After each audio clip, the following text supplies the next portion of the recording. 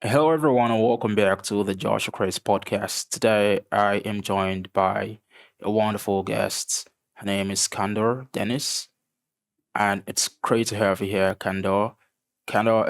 She's a woman in tech advocate, and she's a program manager, a design thinking strategist. I'm excited about the questions we've got for her today. We're gonna be learning lots from her, and it's gonna be absolutely beautiful. How have you been, Candor? Great, thank you. It's a pleasure to be here with you, Joshua, and I'm looking Thank you. forward to the interesting conversations we'll have. Yeah, awesome. Okay, so I did say a little bit about you. What you want to go ahead and introduce yourself just a little bit, because I do have other questions about your journey and stuff like that, but just so that people know about you better than I did. Okay. Well, it's basically everything you've shared. Okay, I'm a woman in tech. I'm interested in young ones getting started in tech, and I love community. I also love to solve problems to help businesses, brands, people, whatever, solve problems using design thinking. awesome, awesome. All right, so let's talk about your journey. You once you were a web developer, you're doing that a lot. And right now you're a design thinking strategist. I want to learn about that. Tell me about the journey, from, share some moments from being a web developer to what you're doing right now, and talk about the challenges and stuff like that. Okay. I got started in 2019. And as with most persons who are breaking into the tech space, they usually start with web development. Um, Oh yeah. I feel like at the point it was most persons were just going through web development, and then at a point they would have to divert into something that they felt comfortable with, being comfortable with their next niche or their next skill. So when I finished my training in web development, I was employed by the academy to teach other, and I started teaching and grooming students to become front end developers. That's what I majored on, mostly JavaScript and Vue.js, all of the frameworks. Yeah, that's what I was working on. But then I had a little challenge, and that was helping these persons learn better, helping them do better.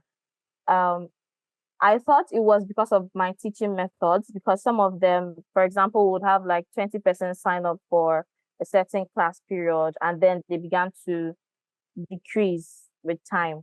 So I started to think of what the problem was. Were they no longer interested, or did they find something else that they are interested in, or were my teaching methods not effective? And so that's when I started researching and exploring ways to make teaching better for them. And that's how I stumbled on design thinking. So if I could help them learn better with design thinking, I tried to apply that. And what also made me venture deep into design thinking was when I eventually applied to speak at a developer festival, and I talked about design thinking. I think that was my breaking point, and I just had to leave everything concerning web development, and I tried to create effective teaching methods using design thinking. So yeah, that's it. Awesome. That's quite a journey. Love it. You're actually a program manager, right? Yes. So, yeah, I do want to know how exactly, you bring design thinking into your role, to solve problems creatively. So, what's that process like, bringing, tying the two together, to make a success of your projects and Okay. programs? All right. So one thing that helps me tie both design thinking and program management is the excessive use of empathy. During the course of our conversation, you will find me using that word a lot, Okay. because truly empathy is at the core of design thinking. And if Yeah. you don't clearly understand who the people are, what you're designing for them, if you're not tying empathy into all of the program activities, then it's just not going to work. So what I do is to apply empathy a lot of time, so that I'm able to avoid issues later on. It's true that we may try to make a near perfect situation, but most times there are mistakes. So to achieve that near perfect situation, using empathy is really important, and using design thinking is really important. Um, it also helps to foster collaboration within the team. And one place where I actually applied that a lot was when I was trying to organize a technical writing bootcamp. So before it was a contract role, just to boost the brand and make sure they're back on track with programs. So before I took on the role, they had no partners. There were no partners. They were just embodying people to to the boot camp, and after that they graduate. There's no post program activity. There are no follow ups and all of that. And so when I came in, I had to like properly analyze the older method that they were using before and try to think about it, try to add more creative things. And for the first time, we had like five different partners, and company funds were not used at all. Previously, they would bring out funds for gifting, for the winners of the boot camp, the winners of the challenge, and all of that.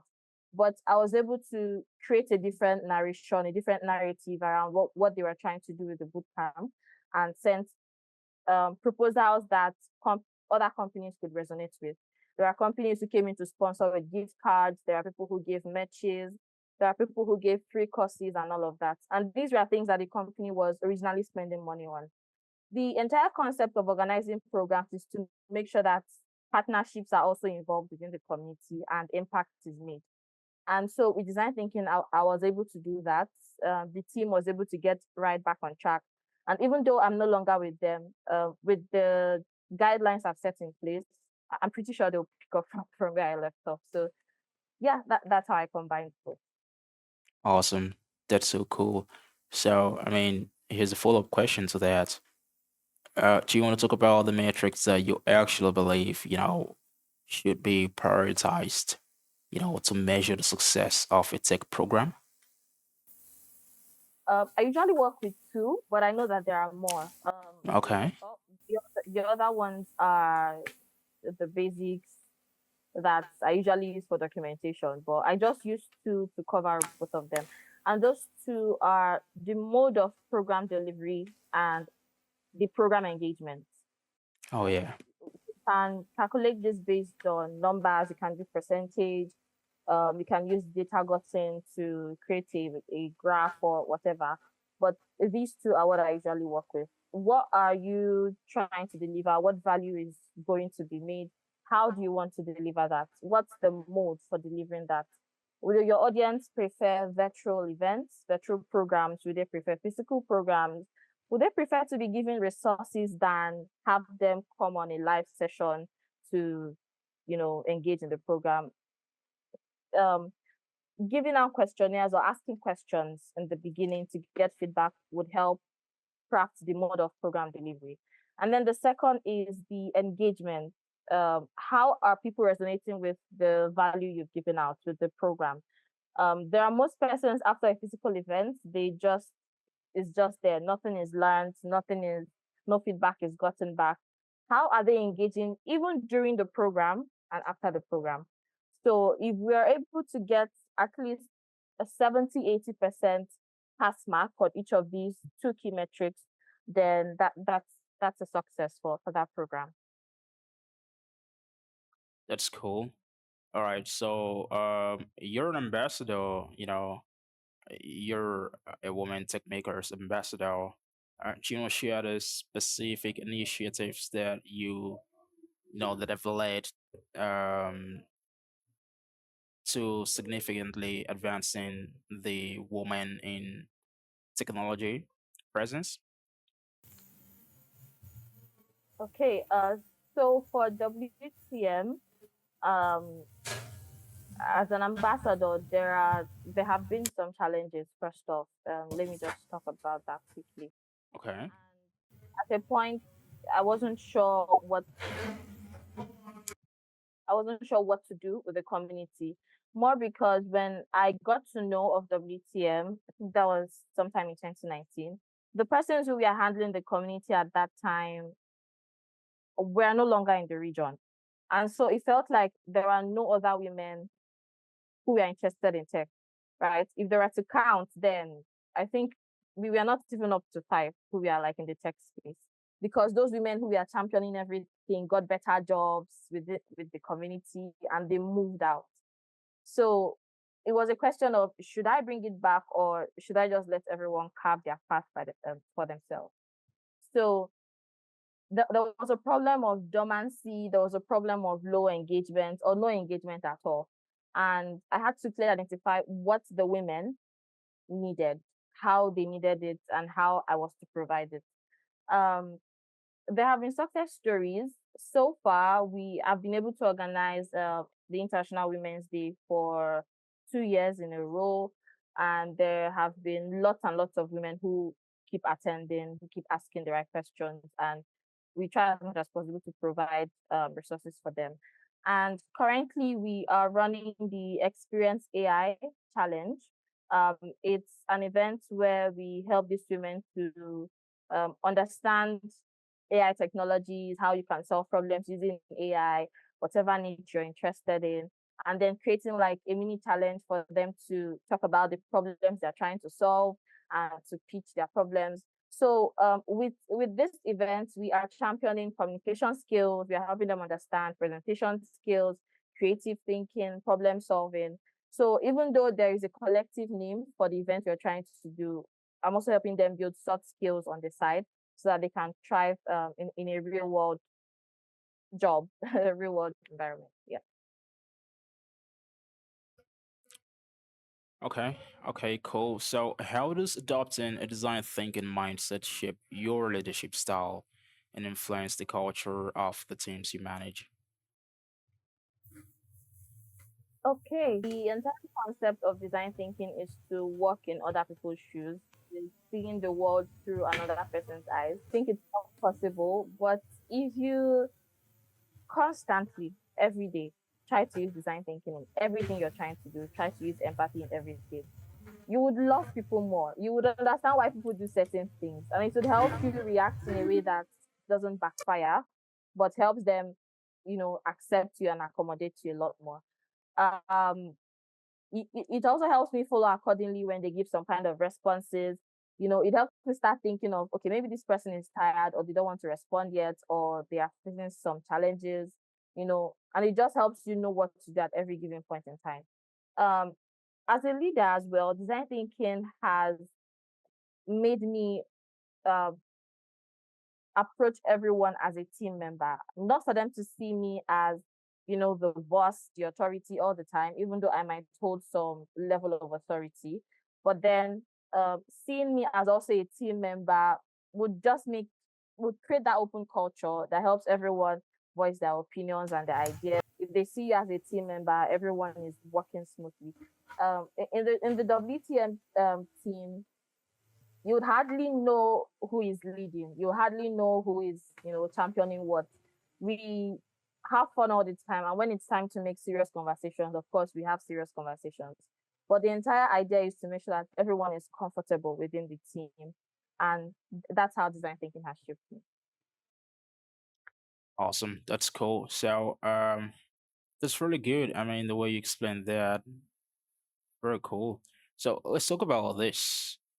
What do you perceive as the biggest barriers for women entering into the tech industry?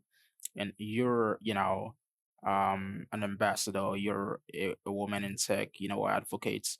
What do you say organizations can actually do? What steps should it take to, dismantle these barriers? Okay. And you could also say a few things about what, the individual could do themselves, as well. Yeah.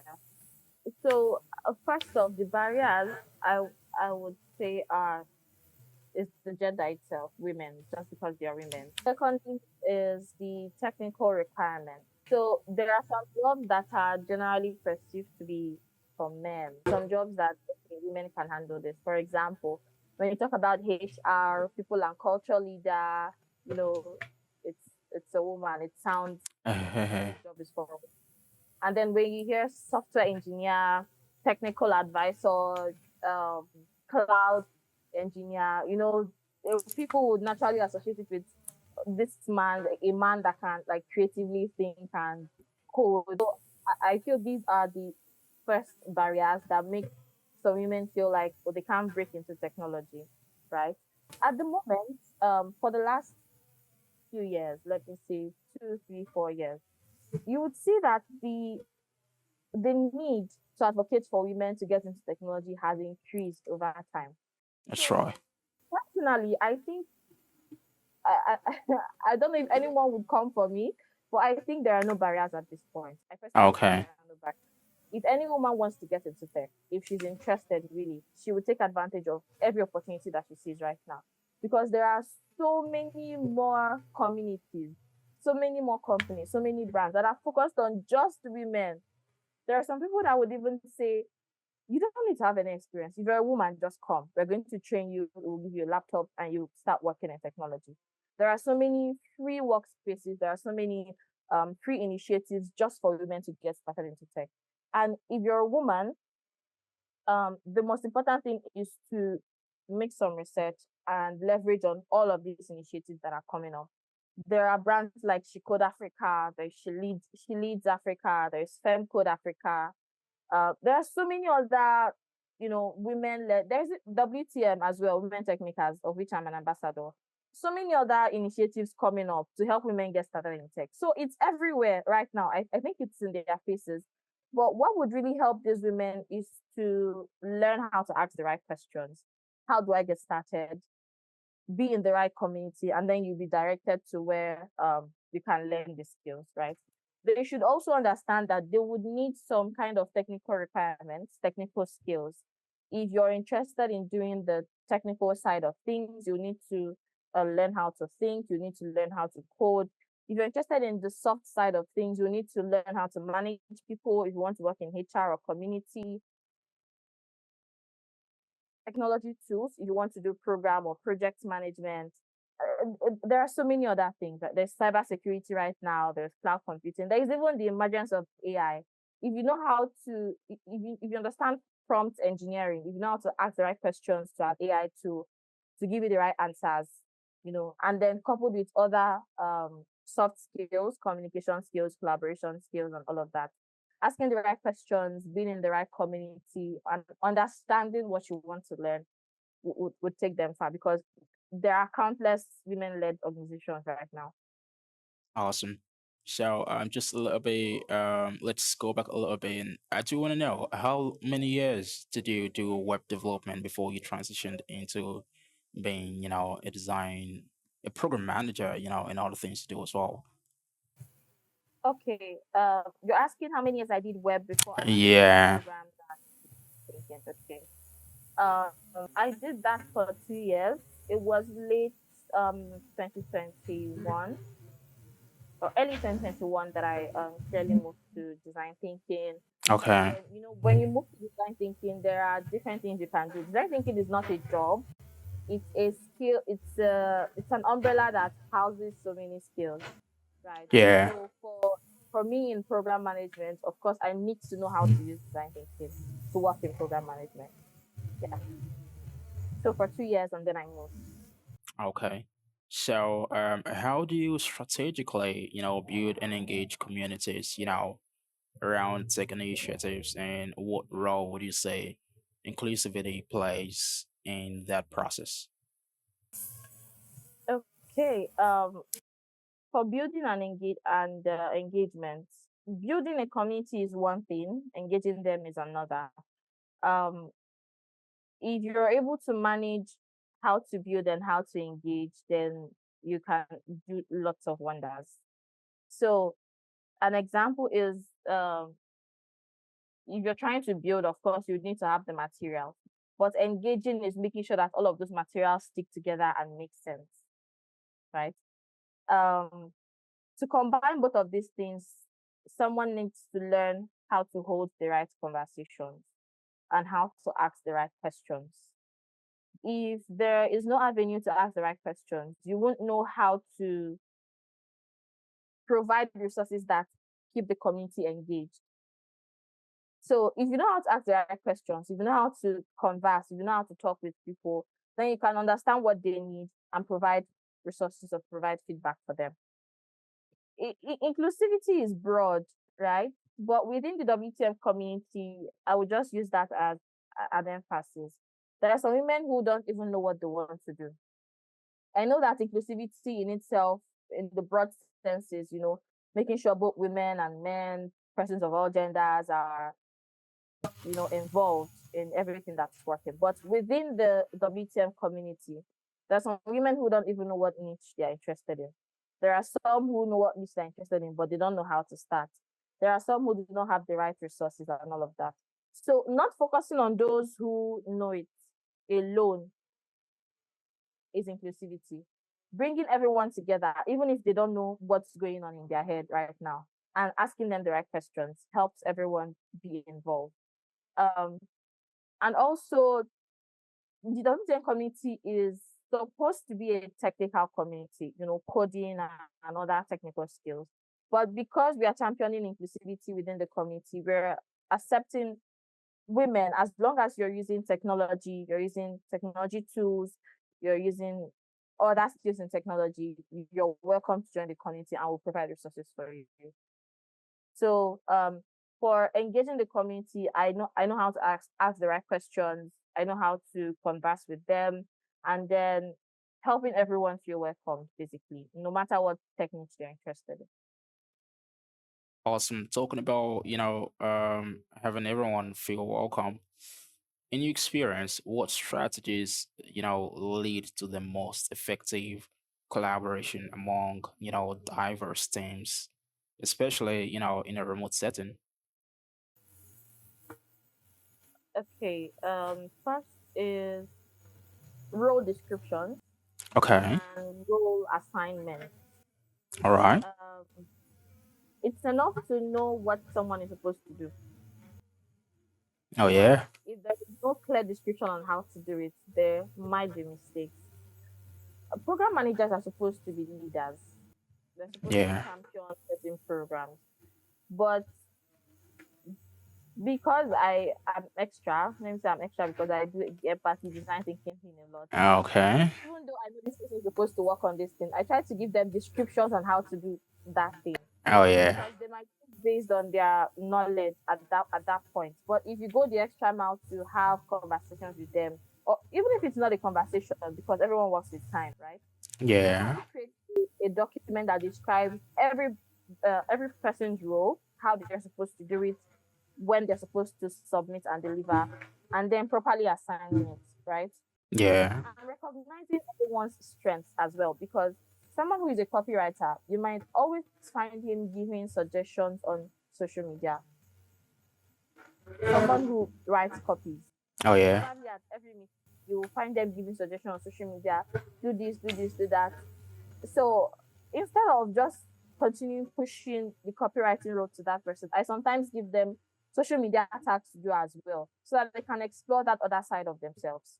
So understanding people, describing the right roles and assigning them the right roles, and having communications every step of the way can work very effectively in a remote setting.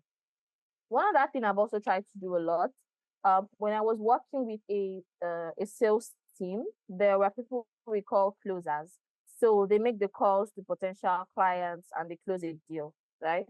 So Okay. these closers sometimes had issues with the call center, the call application that we were using, and they just got frustrated at some point. So people started resigning. They just left like that. We did not exactly know the reason why. And then I Okay. introduced one-on-one sessions. These one-on-one sessions happen every 2 weeks. So they choose a time slot on my calendar, and I don't ask them anything about work. We mostly talk about themselves, how they're feeling, if they have any problems, if they have any issues.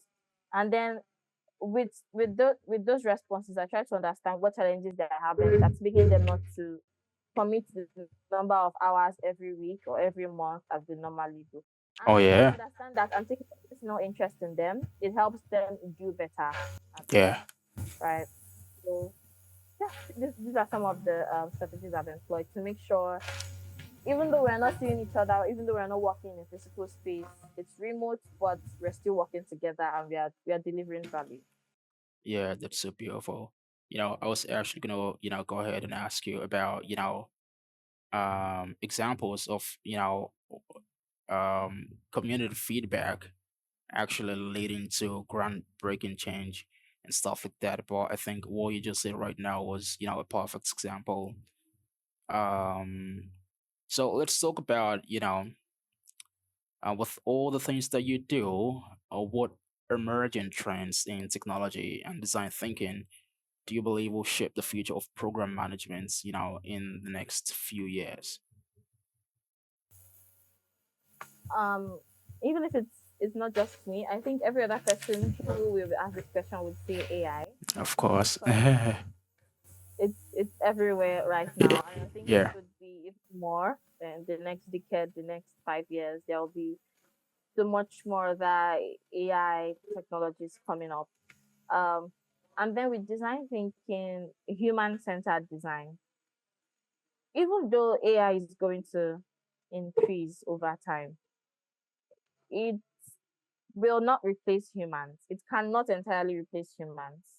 It may Yeah. somehow copy the feelings of humans, but more children will be born. They will have more different personalities. They will have more different feelings. And understanding those persons who are coming up and designing for them would really go a long way. So Yeah. human-centered design is one thing that it's another emerging trend that would also come. It's existing now, but because there'll be more people coming up, the need to research and keep building for those people is very important. Yeah, that's right. And some other skills in line with this emerging trend is having a growth mindset, having responsibility as well, and um, embracing other design thinking skills would work well with the emerging trends that are coming. All right, that's really cool. Okay, so talking about AI, do you have any specific AI platforms that you're excited about, or you'd want to recommend to other program managers and design thinking strategists out there, specific to your niche? Okay, I wouldn't say I have any specific AI tool Okay. because uh, at the moment I use basically everything that helps me get answers. So Hmm. I mostly use ChatGPT, and then there's Okay. Microsoft Copilot. Um, it doesn't mean I'm heavily relying on these tools, but I mostly use them to fine tune ideas, Yeah. right?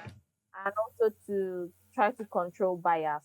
We'll probably get to talk about that because most people do not understand prompt engineering. They don't understand how to ask the right questions to an AI tool.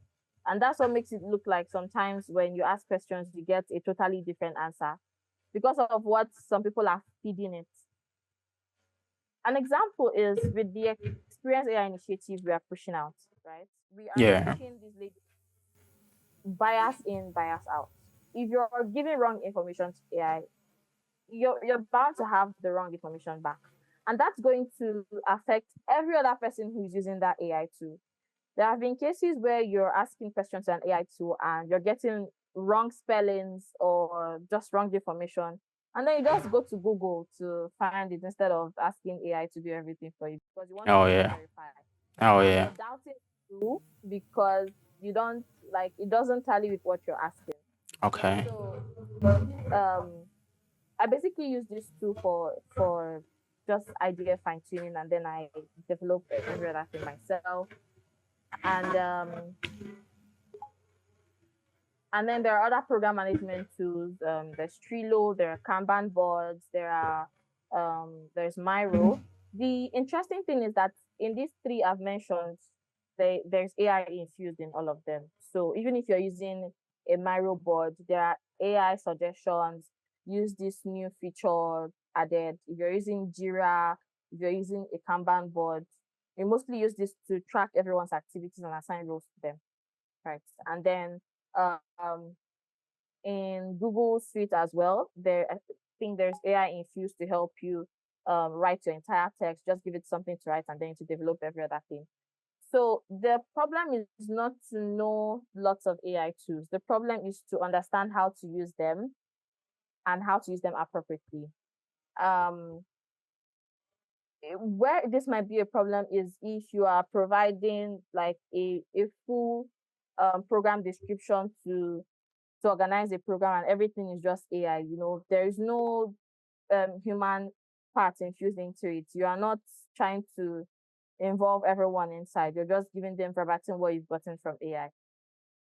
So knowing how to use it a lot and infusing some form of a human concept inside is really key. You can use as many AI tools as possible, but understanding how to use them is the most important thing. Absolutely. Okay, here I've got two questions in one. Let's wrap this up. It's been absolutely beautiful so far. So I do want to ask you this: what advice would you give to individuals who would like to gain program management and design thinking skills? And also, where do you see yourself and your impact in the tech industry over, the next few years? Yeah, I'd love you to share, your thoughts on those. Okay. Um, First for advice, no one road leads to success. I've understood that in my experience doing programs. Um, you will try so many different things. There will be suggestions from so many people. Having the right network is also very important, right? If you have a network of persons you can always run to ask questions and they give you feedback, that's another skill to have, alongside trying different things to arrive at a solution. There's a concept in design thinking, the ideation phase, that lets you bring up ideas from different places. And one activity in the ideation phase I love a lot is the brain dump and brain walk.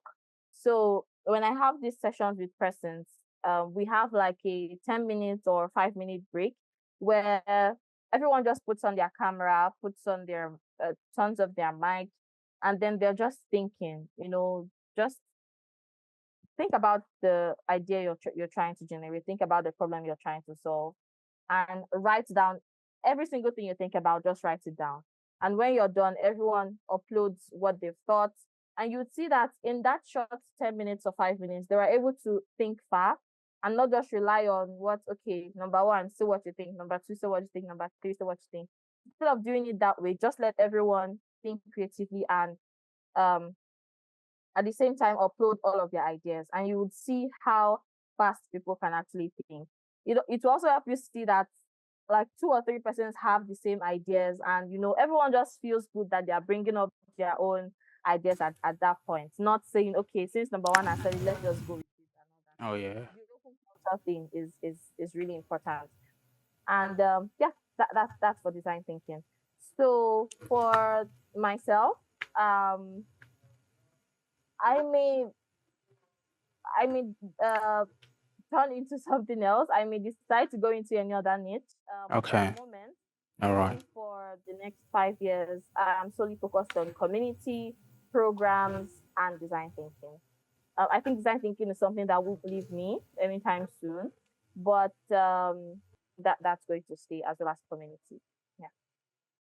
That's awesome. I've had such a beautiful conversation today. I did really enjoy. I don't know. Probably we could have another session together.